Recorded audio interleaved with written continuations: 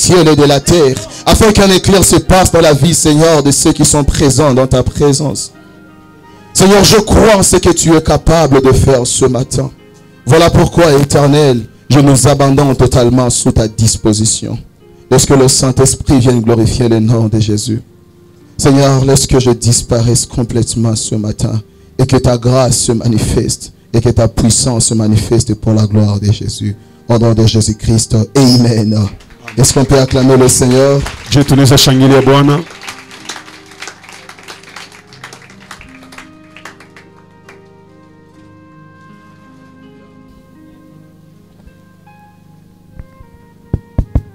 Pendant que nous sommes debout, nous allons lire la parole de Dieu. Wakati tuko wima tutasoma neno la Mungu.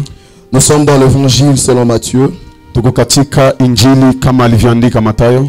Matthieu chapitre 17. Mathayo sura 17. Nous commençons à partir du premier verset. Tunaanzia mstari wa kwanza. Après, Jésus prit avec lui Pierre, Jacques, Jean, son frère. Il le conduisit à l'écart sur une haute montagne. Il fut transfiguré devant eux. Son visage resplendit comme le soleil. Et ses vêtements de verre blanc comme la lumière. Et voici Moïse et Élie leur apparurent s'entretenant avec lui. Pierre, prenant la parole, dit à Jésus, « Seigneur, il est bon que nous soyons ici. Si tu le veux, je dresserai ici 3 tentes, une pour toi, une pour Moïse, une pour Élie. » Et comme il parlait encore, une nuée lumineuse les couvrit. Et voici une voix fit entendre de la nuée ces paroles. « Celui-ci est mon fils bien-aimé, en qui j'ai mis toute mon affection. Écoutez-les. » Lorsqu'ils entendirent cette voix, les disciples tombèrent sur leurs faces et furent saisis d'une grande frayeur. Mais Jésus s'approchant, les toucha et dit, « Levez-vous, n'ayez pas peur. » Ils levèrent leurs yeux et ne virent que Jésus seul.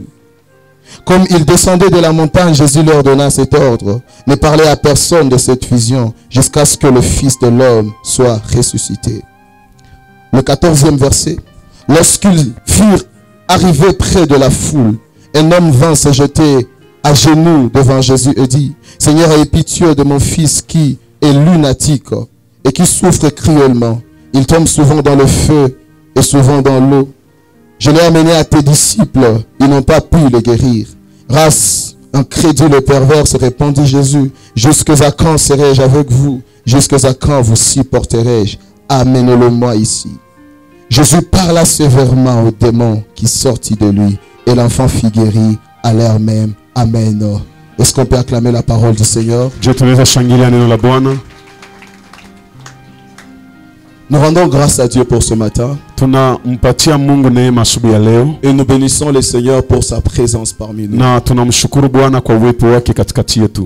Vous savez, nous sommes en train de ressentir en ce lieu.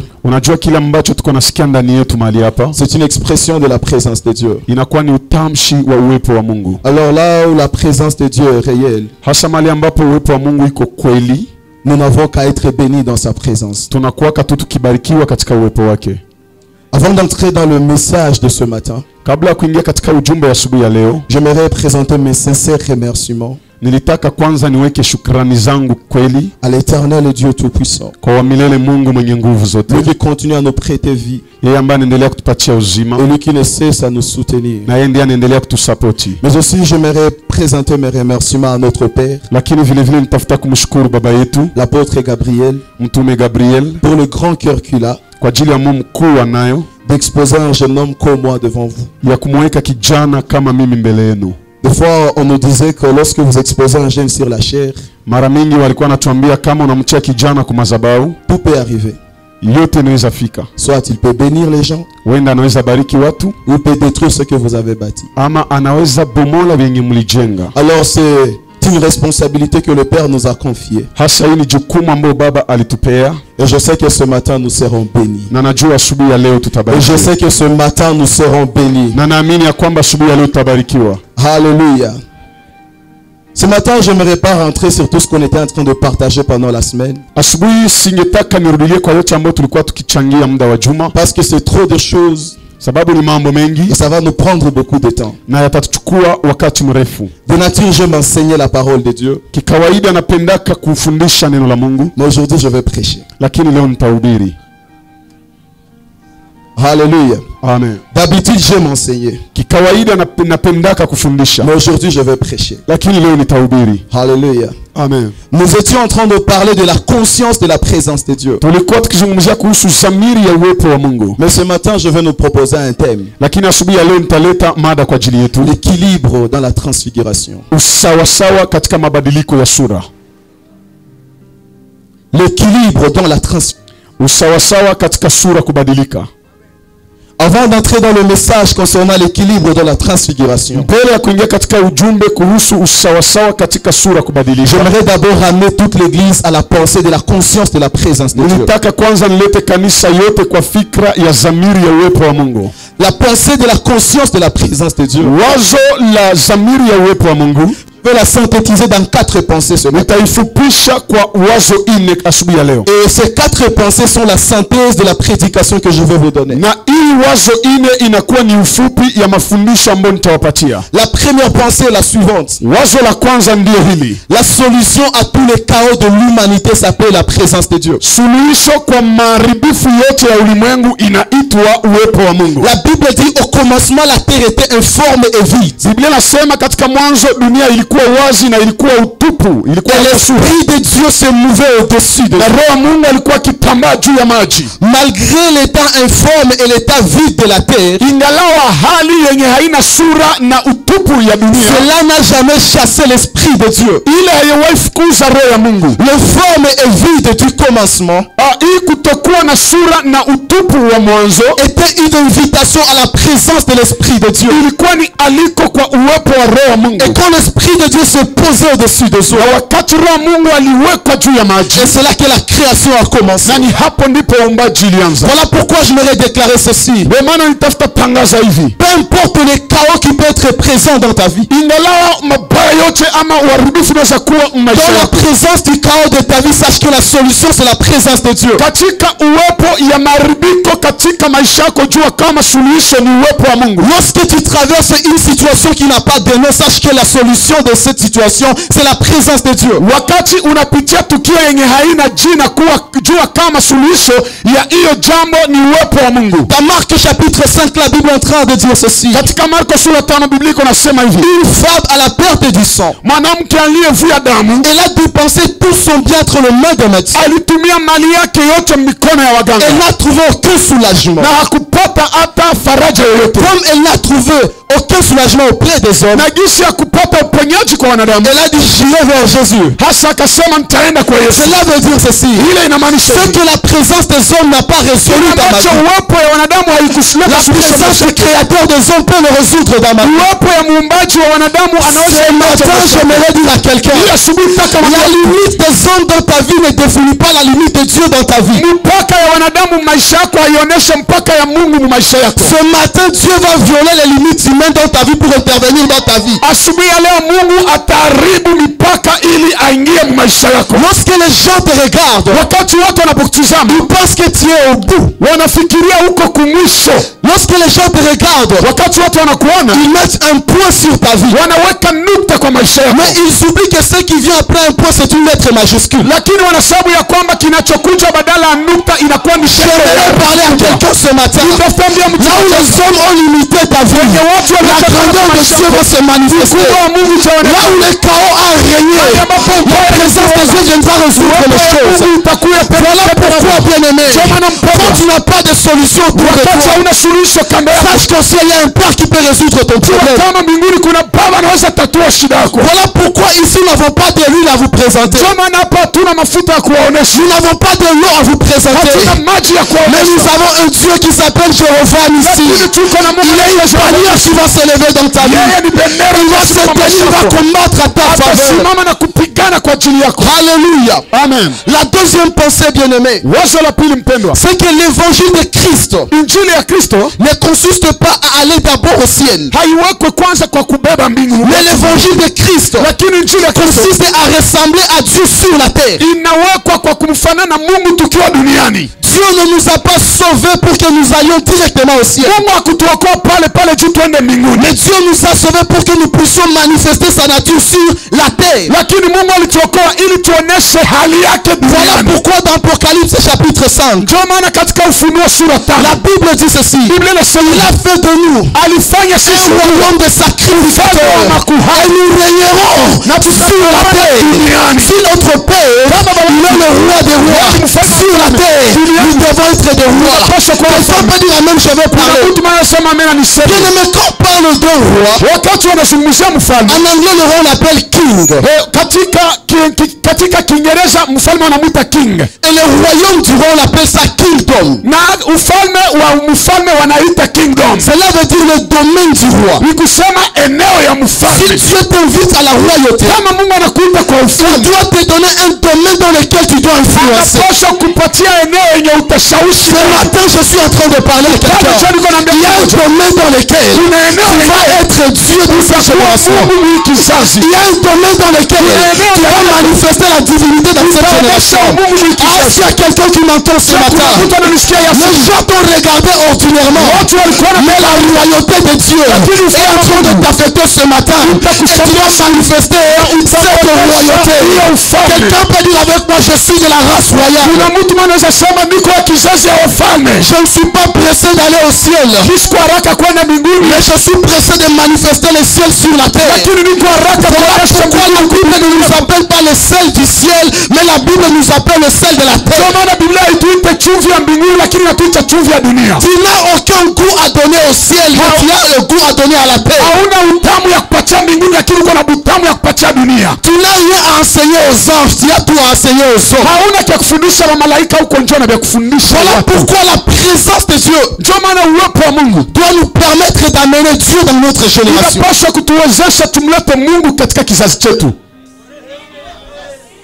Alléluia. Amen. Alléluia. Amen. Bien-aimé dans le Seigneur, le temps doit arriver où les gens vont commencer à chercher Dieu. Ils n'iront pas dans des chambres de prière. Ils n'iront pas dans des montagnes. Ils viendront te voir parce que Dieu va s'investir en toi. Parce que la présence de Dieu, ce n'est pas un homme ordinaire, mais la présence de Dieu, c'est Dieu dans un homme. Lorsque Dieu va entrer en toi, tu seras Dieu dans ta génération. Alléluia. Amen. La troisième pensée, c'est que la chose la plus importante dans une génération, ce n'est pas seulement avoir la présence de Dieu, mais la chose la plus importante dans une génération, c'est avoir un homme qui a la présence de Dieu. Beaucoup de gens sont détruits parce qu'ils se contentent de la présence de Dieu. Ils disent que Dieu est partout. Dieu est omniprésent. Mais je ne refuse pas. Il est possible que Dieu soit là où tu es sans que tu vois ce que Dieu est en train de faire. Parce que tu n'as pas quelqu'un qui sait comment Dieu fonctionne. L'amour de Jésus était dans la maison de Lazare, mais malgré la présence de l'amour de Jésus dans la maison de Lazare, Lazare était mort.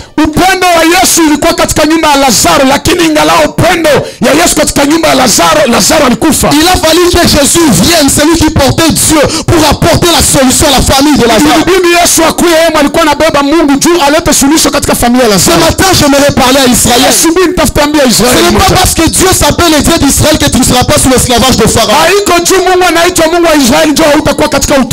Il est possible que Dieu soit ton Dieu, que tu souffres malgré ton appartenance à Dieu. Alors la chose qui va t'aider de quitter la souffrance malgré ton appartenance à Dieu, c'est avoir un homme qui a Dieu. Voilà pourquoi, bien aimé, pour sortir Israël de l'Égypte, Dieu a dit ceci: je ne veux pas seulement être le Dieu d'Israël, mais je vais m'investir dans un homme. Je vais m'investir dans Moïse. Israël était Israël, mais Israël souffrait. Mais quand Dieu a donné à Israël un Moïse, c'est là que que la libération d'Israël a commencé. ndio ukombozi wa Israeli Et ilianza. nous, dans notre église, Na sisi katika kanisa Dieu nous a donné un homme. Dieu nous a donné un père. Une personne qui porte la grâce de Dieu. Une personne qui porte le mot de Dieu. Moi, je sais que aussi longtemps que le Père sera présent, la libération sera possible. Ufungulivu wangu na uhuru wangu itawezekana. Aussi longtemps que l'onction du Père sera présente, Wakati yote upako ya Baba itakuwepo. ma libération sera possible. Uhuru wangu itawezekana. Et nous devons savoir ceci. L'homme de Dieu peut mourir, Mtu wa Mungu anaweza kufa. mais le Dieu de l'homme de Dieu ne meurt jamais. Lakini Mungu wa mtu wa Mungu Élisée était mort, Elisha mais alikufa. ses ossements ressuscités est mort. L'absence du Père en ces lieux Ukosefu wa Baba mahali hapa ne signifie pas l'absence du Dieu du Père en ces lieux. haimaanishi ukosefu wa Le Mungu fait mahali que nous hapa. sommes sous son alliance, Jinsi tuko chini ya son agano Dieu nous prendra en charge. Mungu wake atajihusisha na Voilà sisi. pourquoi, bien-aimé, lorsque les gens me demandent, Wakati watu wananiuliza, Sion, tu t'es donné à l'évangile, pourquoi? sioni kwa nini ulijitia kwa injili Mais tu sasa? es un homme intelligent. Wewe uko mtu wa akili. Mais pourquoi tu te donnes dans ces Kwa nini choses? unajitia Je mwingi? leur dis ceci. Viens mis sur ma route un homme. Mungu alitia barabara yangu Même si je ne connais pas la prochaine étape, hata sijua tu il a l'onction pour me faire percer. yako ya kunipenyesha. C'est pourquoi, bien-aimé dans le Seigneur, il y a des choses que tu n'auras jamais si tu n'es pas sous quelqu'un qui a Dieu dans sa Hauko vie. chini ya mtu mwenye iko na Mungu mu maisha yake. Parlons maintenant de l'équilibre de la transfiguration. Tuzungumzie sasa juu ya usawasawa wa sura kubadilika. La Bible dit ceci. Biblia inasema Jésus a pris Jean, Jacques et Pierre. Yesu alichukua Yohana, Yakobo na Petro. Ils sont partis sur une autre montagne Wakapanda juu ya mlima mkubwa pour prier. kwa kuomba. Et pendant qu'ils étaient en train de prier, Na walipokuwa wakiomba, la Bible dit ceci. Biblia inasema hivi, Le visage de Christ sura ya Kristo fut transfiguré ikabadilika comme le soleil. kama jua, Et ses vêtements na mavazi yake devinrent blancs comme la lumière. zikakuwa meupe kama nuru. Élie et Moïse apparurent. Musa na Elia wakachomokea, Ils se sont entretenus avec Jésus. wakaanza jadiliana na Yesu. Pierre, voyant cela, Hasa Petro alipoona hiyo il a dit ceci. akasema hivi, Il est bon que nous soyons ici. ni vema tukue hapa, Faisons 3 tentes. tuweke hema tatu, Une pour toi, moja kwa ajili une yako, pour Moïse, moja kwa ajili ya une Musa pour Élie. na moja kwa ajili ya Elia. Et lorsqu'ils ont continué à parler, Walipoendelea la Bible est en kuzungumza, train de me dire, Élie et Moïse ont disparu. Elia na Musa wakapotea, Jésus-Christ est resté seul. Yesu Kristo akabakia mwenyewe. Après cela, une voix se fit entendre dans la nuée. Sauti moja ikatokea katika Celui-ci est mon fils, huyu ni mwana wangu, à qui j'ai placé toute mon ndani yake affection. niliweka upendo wangu wote. Écoutez-les. Msikilize. Et en descendant de cette montagne, Waliposhuka kwa mlima, la Bible dit il y avait un homme malade au bas de la montagne. Biblia inasema kulikuwa mtu mgonjwa chini ya mlima, Et cet enfant malade, c'était un lunatique. na huyu mtoto mgonjwa alikuwa anavamiwa na pepo ya kifafa. Alléluia. Amen. Il était victime de la puissance de la lune. Alikuwa ameshambuliwa na kifafa. Alléluia. Amen. On l'a amené devant les disciples de Jésus. Wakapeleka mbele ya wanafunzi Ils n'ont Yesu, pu rien faire pour ça. hawakuweza mfanyizia lolote. Mais quand Jésus lui-même est venu, Hasa Yesu mwenyewe il a alikuja, menacé le mauvais esprit. akashambulia Et la Bible dit ceci. Biblia Au inasema même instant, l'enfant fut guéri. C'est ce que je suis en train de déclarer. Il y a des visitations instantanées qui vont se passer. Il y a des guérisons instantanées qui vont se passer. Il y a des personnes instantanées qui vont se passer. Parce qu'il arrive des moments où la présence de Dieu s'impose dans le temps. inajiweka ndani ya wakati, Quand la inajishimika présence de Dieu s'impose dans le temps, wakati uwepo wa Mungu inajishimika ndani ya la wakati. manifestation de Dieu n'attend plus le temps. Hasa kuonekana Mungu haichungie tena muda. Alléluia. Amen. L'équilibre de la transfiguration. Usawasawa kufuatana na sura kubadilika. Dans la pensée de l'équilibre, il y a 3 choses. Katika fikra ya usawasawa kuna mambo matatu. Un corps est en équilibre Mwili inakuwa usawa lorsqu'il se maintient dans les repos. wakati inaikala ndani ya pumziko.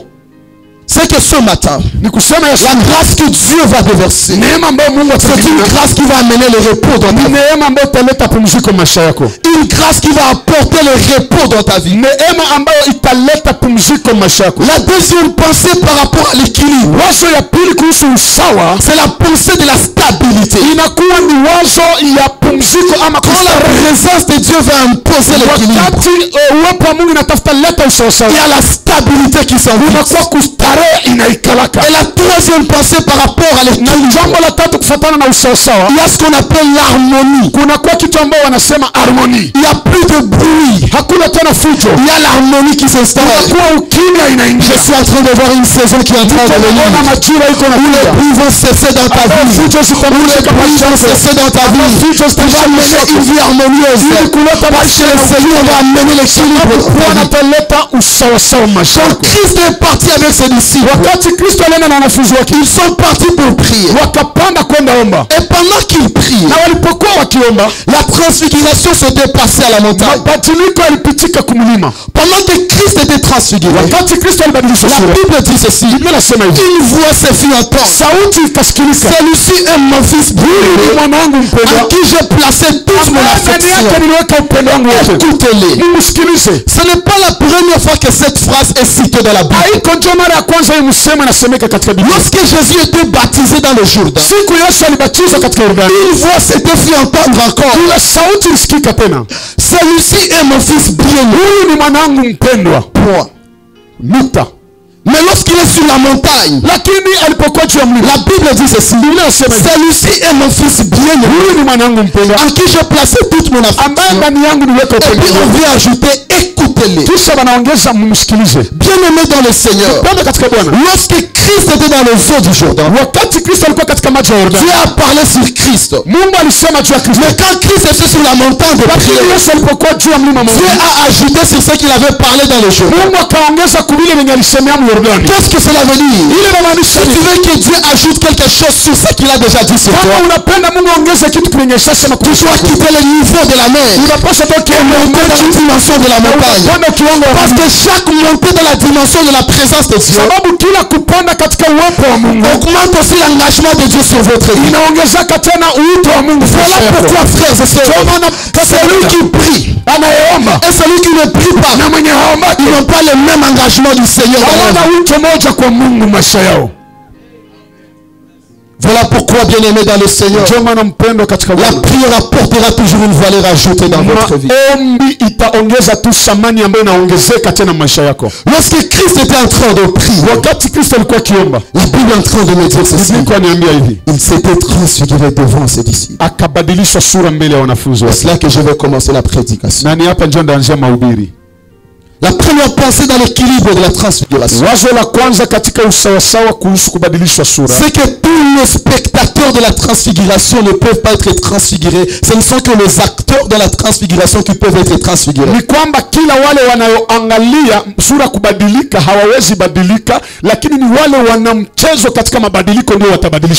nous venons dans la présence de Dieu, ne venons pas comme des observateurs, mais venons comme des acteurs. La différence entre Jésus et ses disciples sur la montagne, c'est que les disciples étaient présents sur la montagne de prière, mais Jésus lui priait sur la montagne de prière. Il ne suffit pas d'être dans l'église pour être transformé,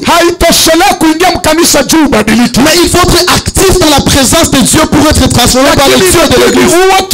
Quand tu ne vois pas la main de Dieu dans ta vie, cela ne signifie pas que Dieu est devenu manchot. Cela veut dire que c'est toi qui n'es pas en train d'être actif dans la présence de Dieu. Le jour où tu vas te donner à la prière, le Dieu que tu pries va aussi changer ta vie. Voilà pourquoi, bien-aimé, s'il y a une chose que la prière sait faire, c'est changer la vie de celui qui est en train de prier. Et la Bible est en train de dire ceci: lorsque Christ a commencé à être transfiguré, la Bible dit ceci: la transfiguration a commencé sur la tête, et elle a surfecté ses vêtements. Ce n'est pas le changement de vêtements qui a commencé, mais c'est le changement de la tête qui a commencé. Ce qui fait que, bien-aimé dans le Seigneur, avant que le vêtement qui symbolise le caractère puisse changer, il faut que la tête qui symbolise la mentalité commence commence à changer. inabidi kwanza kichwa ambayo inaonyesha akili na tabia ya mawazo ibadilike S'il y a kwanza. une chose que Dieu doit attaquer dans sa présence quand nous y sommes, Kama kuna kitu ambayo Mungu anapaswa shambulia mwepo wake kwa wakati, c'est notre mentalité. ni namna yetu ya kuwaza.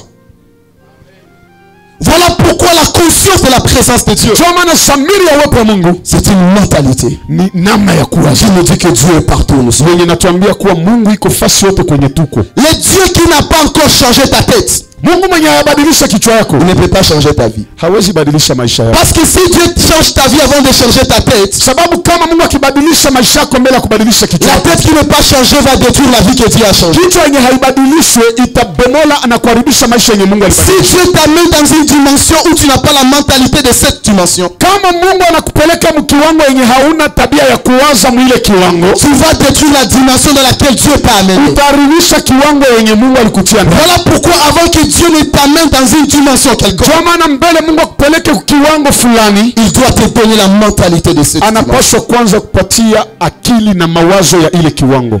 Alléluia. Amen. Où veux-tu que Dieu t'amène? Unataka Mungu akubebe wapi? Est-ce que tu as cela en tête? Je, uko na ile mkichwa yako?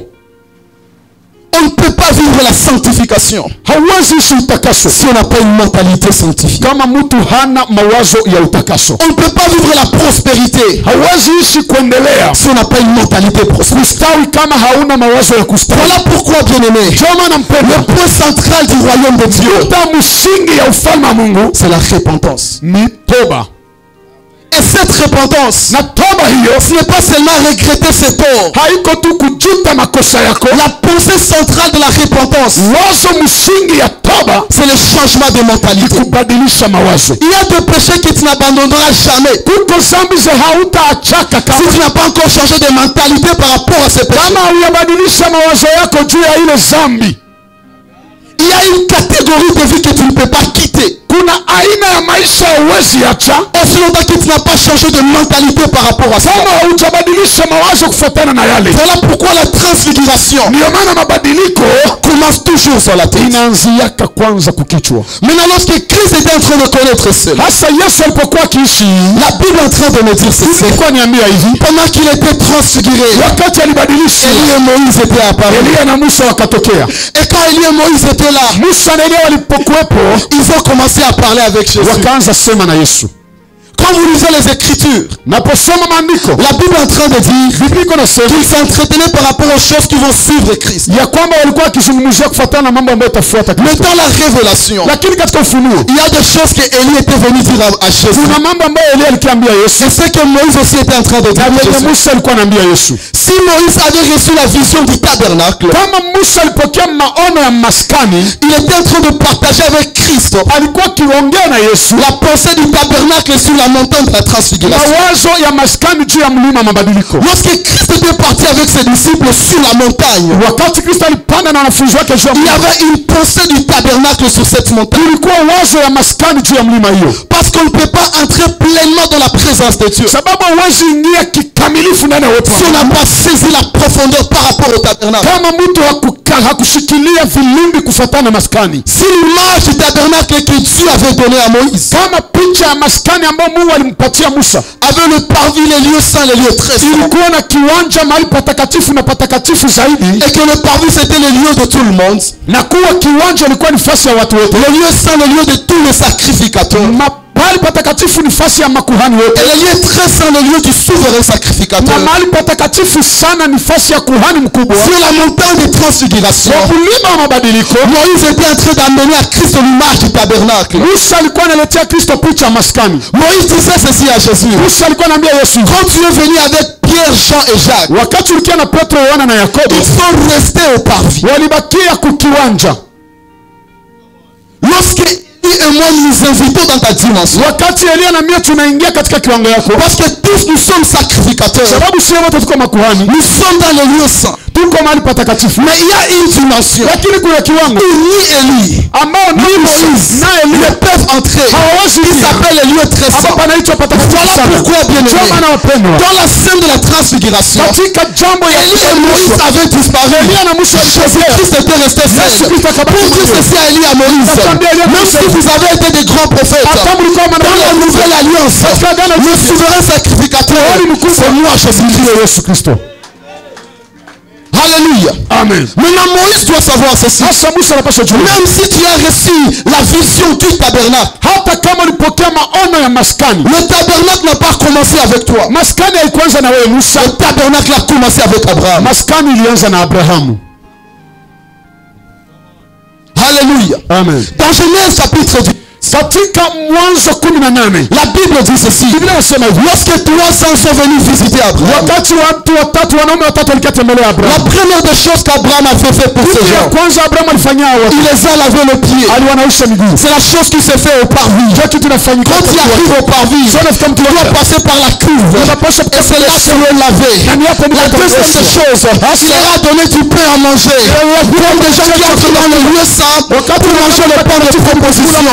Et comme cela ne suffisait pas, Abraham a préparé l'agneau pour eux, comme le souverain sacrificateur qui entre avec les sangs de l'agneau dans le lieu très saint. Alors Moïse, même si tu as reçu l'image du tabernacle, le tabernacle n'a pas commencé avec toi. Avant toi, Abraham qui a reçu la pensée du tabernacle. Si ce matin je n'aurais parlé à un fils dans cette génération, peu importe la révélation que tu dois avoir, même si Dieu peut te donner les détails dans cette dimension, sache que avant toi, il y a ton père qui a reçu le titre de cette dimension. Quels que soient les détails du tabernacle que Moïse avait reçu, Abraham avait déjà l'idée du tabernacle. Voilà pourquoi nous ne prêchons pas pour intimider nos pères,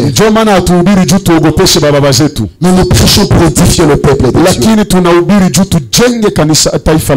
Alléluia. Amen. Dans cette scène, ce que j'aime, c'est quoi? Jésus n'a jamais changé de montagne. Il était sur la même montagne, mais des choses étaient en train de se manifester. La Bible ne dit pas que Élie et Moïse étaient venus, mais la Bible dit que Élie et Moïse apparurent. Là où on parle de l'apparition, cela veut dire que les personnes étaient là, mais on ne le voyait pas. Mais lorsque Christ est avancé dans la prière, il a atteint la dimension d'Élie et Moïse. Lorsqu'il a atteint la dimension d'Élie et Moïse, les gens de cette dimension s'étaient manifestés. Qu'est-ce que je suis en train de nous dire? Il y a des choses dans la marche avec Dieu. Il y a des choses dans la vie que tu ne pourras jamais manifester si tu n'as pas encore atteint leur dimension. Élie et Moïse ne peuvent pas apparaître dans ta dimension si tu n'as pas encore atteint leur dimension. Ce qui tue cette génération, c'est lorsque les gens veulent manifester les choses qui n'ont pas encore atteint dans la dimension spirituelle.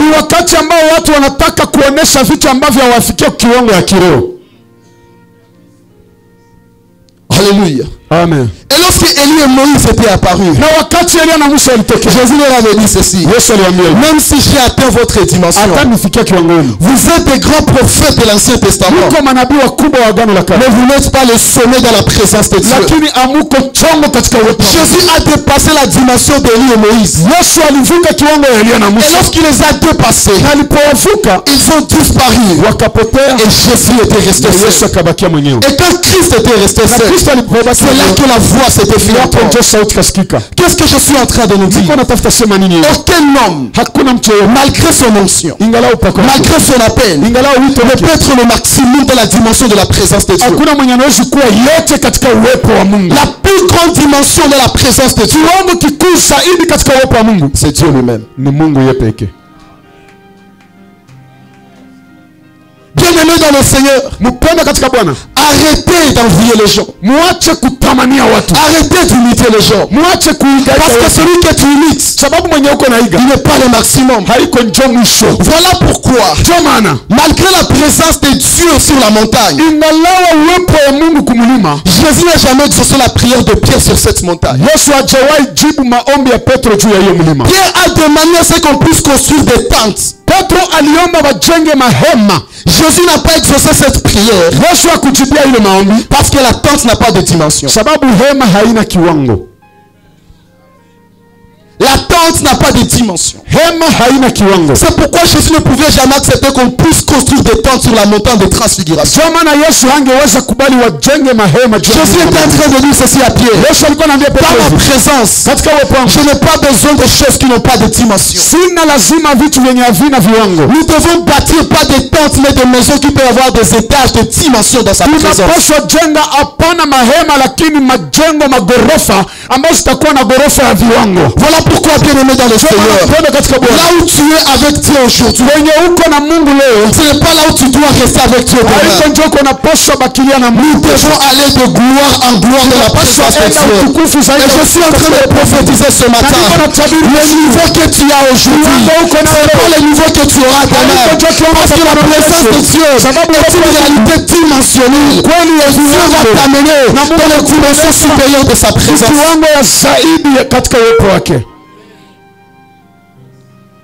Lorsque ces choses se passent, Pierre dit ceci. Il est bon que nous soyons ici.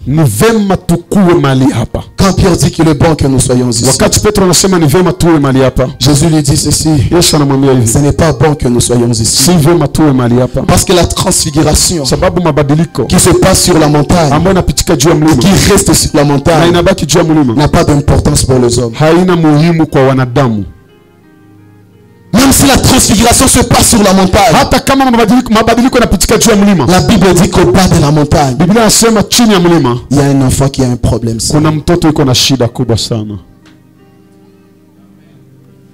Nous avons vu sa gloire dans la prière. Nous avons senti sa présence quand nous prions. Mais dans la vie réelle, il y a de vrais problèmes. C'est là que Jésus dit ceci à ses disciples. Descendons maintenant de la montagne pour affronter le véritable problème. Voilà pourquoi, bien aimé dans le Seigneur, l'équilibre dans la transfiguration, c'est changer de configuration dans la présence de Dieu et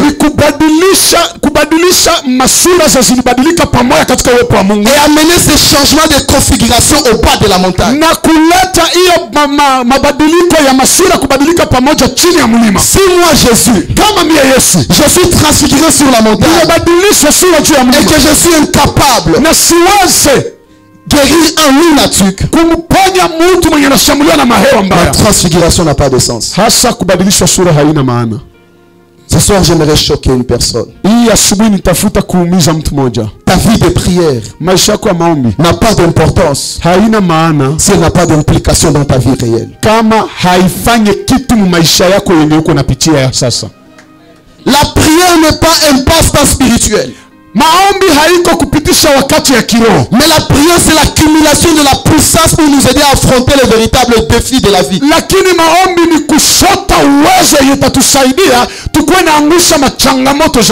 Voilà pourquoi, bien-aimés, nous ne prions pas parce que nous n'avons pas à faire, mais nous prions parce que nous avons beaucoup de choses à faire dans lesquelles nous avons besoin de l'importance de notre prière. Il y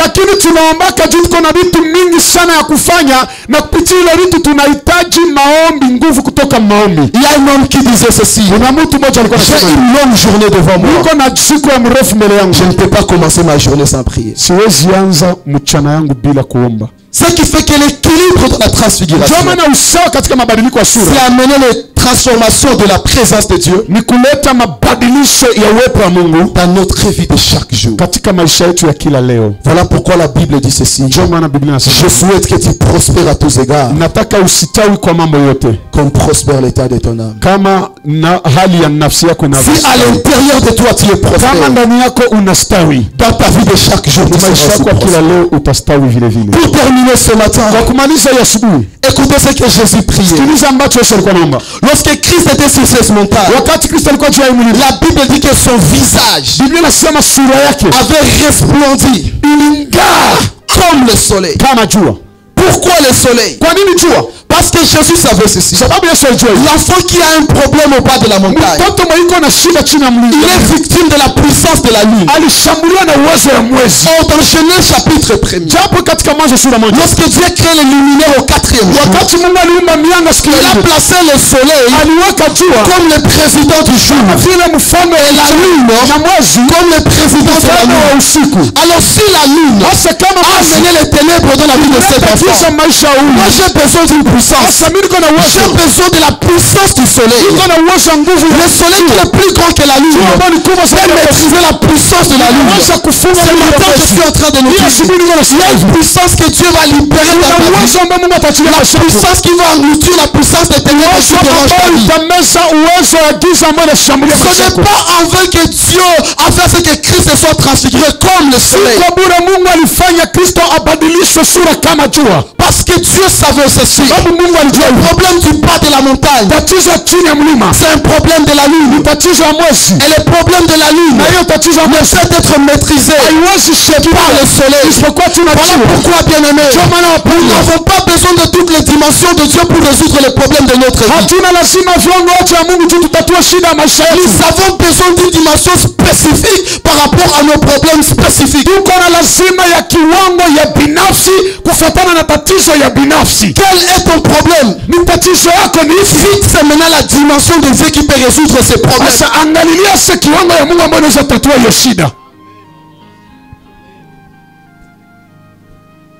Alléluia.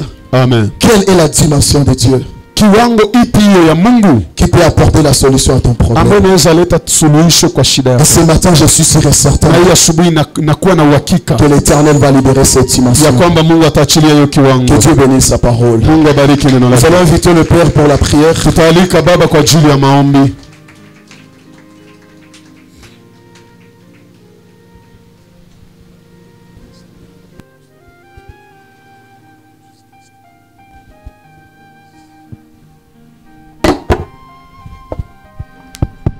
Weka makofi kwa ajili ya Yesu, makofi kwa ajili ya Yesu. Nimesimama hapa ili kwamba nikuelekeze katika maombi. Ambia ndugu zako kwamba hautakufa na uyatimiza ndoto zako. Mwambie watu wawili vile, mwambie hutakufa haujatimiza ndoto zako. Yesu alikuwa na droit ya kukufa parce que alikuwa anajua après 3 jours atafufuka. Mais wewe ukikufa sasa